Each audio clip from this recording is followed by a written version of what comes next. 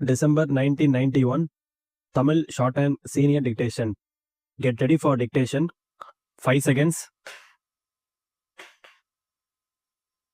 Start. மாண்புமிகு பேரவைத் தலைவர் அவர்களே, தமிழ்நாடு சட்டப்பேரவையில் நான் 5வது தடவையாக நிதிநிலை அறிக்கையை கொண்டு வந்து அதன் மீதான விவாதங்களிலும் உறுப்பினர்கள் கலந்து கொண்டு தங்களுடைய அரிய கருத்துக்களை தெரிவித்தார்கள். அவற்றுக்கெல்லாம் சம்பந்தப்பட்ட அமைச்சர்கள் அவ்வப்போது விவரமாக பதில் அளித்தார்கள். இன்று கொண்டுவரப்பட்டுள்ள நிதி ஒதுக்க மசோதாவும் இப்போது நிறைவேறும் நிலையில் உள்ளது என்பது பற்றி நான் உண்மையிலேயே மகிழ்ச்சி அடைகிறேன். இந்த 5 ஆண்டு காலத்தில் மக்களுடைய வாழ்வு வளம் பெறுவதற்கேற்ற வகையில் புதிய புதிய திட்டங்கள் நிறைவேற்றப்பட்டிருக்கின்றன என்பதை எல்லோரும் அறிந்திருப்பார்கள். திட்டங்களை நிறைவேற்றும்போது அவற்றுக்கு வேண்டிய நிதி வசதிகளை திரட்டுவதற்கு ஓரளவு வரி விதிக்க வேண்டியது அவசியமாகும். வரியே இல்லாத நிதிநிலை அறிக்கையை கொண்டு வந்தால் பொதுவாக எல்லோரும் வரவேற்பார்கள்.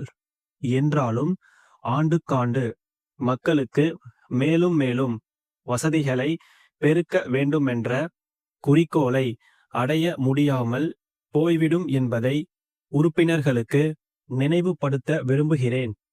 வரி விதிப்பை பொறுத்தவரையில் வசதி படைத்தவர்களிடமிருந்து ஓரளவு வரிகளை பெறும் வகையிலும் வறுமை கோட்டிற்கு கீழே இருக்கும் மக்களுக்கு வரிச்சுமை இல்லாத வகையிலும் இந்த அரசு கொள்கையொன்றை பின்பற்றி வருகிறது என்பதை இங்கே சுட்டிக்காட்ட விரும்புகிறேன். என்னை பொறுத்தவரையில் பொதுவாக சட்டமன்ற உறுப்பினர்களுடைய கருத்துக்களுக்கும் ஆலோசனைகளுக்கும் முதலிடம் அளித்து பரிசீலிக்க வேண்டுமென்று விரும்புகிறேன்.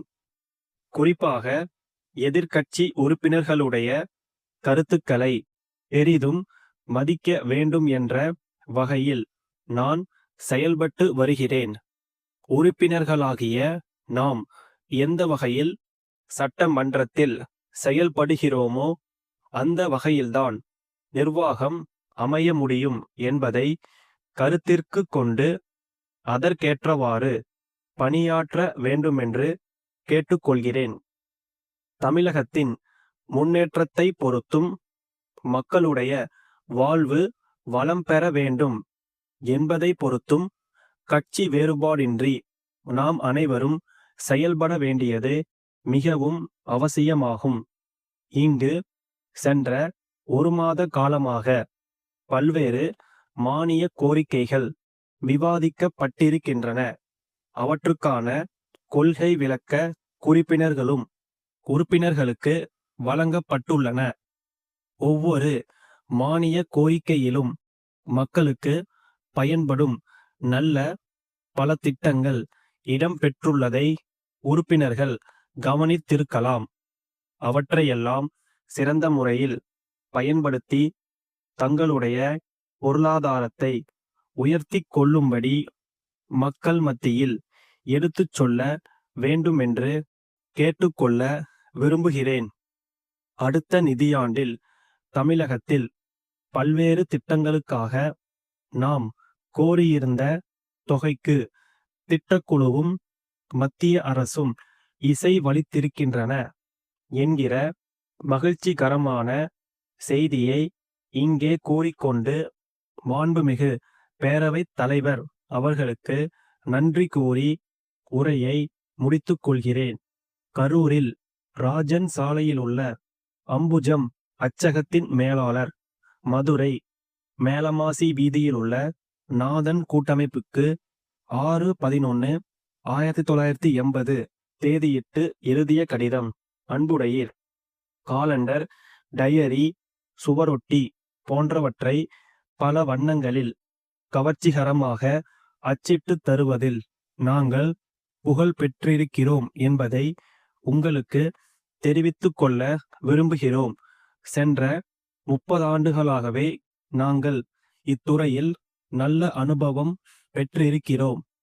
தமிழ்நாட்டில் முன்னணியிலுள்ள நிறுவனங்கள் பலவற்றுக்கு இவை போன்றவற்றை நாங்கள் ஆண்டுதோறும் அச்சிட்டு வழங்கியுள்ளோம். அண்மையில் புத்தாண்டு பிறக்க இருப்பதால் காலண்டர், டயரி போன்ற உங்களுடைய தேவைகளை நாங்கள் நிறைவு செய்ய விரும்புகிறோம்.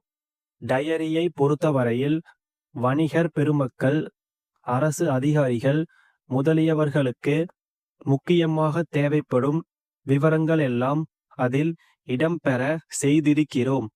எங்களுடைய முகவர் அடுத்த வாரம் உங்களை நேரில் சந்தித்து விளக்கங்களை தருவதுடன் காலண்டர், டயரி முதலியவற்றின் மாதிரிகளையும் காண்பிக்கக்கூடும். அவருடன் கலந்துரையாடி தங்கள் தேவைகளை குறிப்பிட்டு எழுதி அனுப்ப கோருகிறோம். தங்கள் நம்பிக்கையுள்ள ஸ்டாப்.